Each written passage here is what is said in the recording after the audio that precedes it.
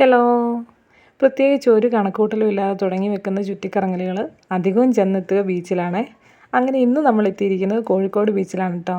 തണുത്ത കാറ്റും പ്രസന്നമായ കാലാവസ്ഥയും പോലെ തന്നെ ബീച്ചിലെ മറ്റൊരു അട്രാക്റ്റീവ് ഫാക്ടർ ഫുഡ് തന്നെയാണല്ലേ. പല വെറൈറ്റി ഐറ്റംസും ഇവിടെ കിട്ടും. ഇന്ന് നമ്മൾ നേരെ ചെന്നെത്തിയിരിക്കുന്നത് പാനിപ്പൂരി വിൽക്കുന്നിടത്താണ്. ഇവിടേക്ക് ആനയിച്ചത് നീക്കുട്ടിയാണ്.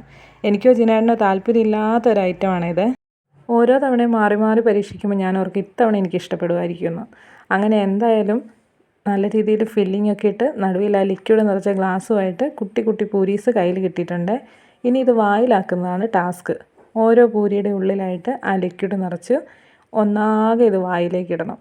അതൊരു ടാസ്ക്കാണല്ലേ. പപ്സ് പോലെ തന്നെ തീറ്റയുടെ കാര്യത്തിൽ വളരെ ബുദ്ധിമുട്ടി കഴിക്കേണ്ടി വരുന്ന ഒരു ഐറ്റമായിട്ടാണ് എനിക്ക് ഈ പാനിപ്പൂരി തോന്നിയിട്ടുള്ളത്. ഒന്നാകെ വായിലേക്ക്, പിന്നെ ഒന്നാകെ വായിലിട്ട് കഴിഞ്ഞാലുള്ള എക്സ്പ്രഷൻ്റെ കാര്യം പിന്നെ ഒന്നും പറയുകയും വേണ്ട. എന്തായാലും ഇത്തവണ സംഗതി എനിക്കിഷ്ടമായില്ലടോ.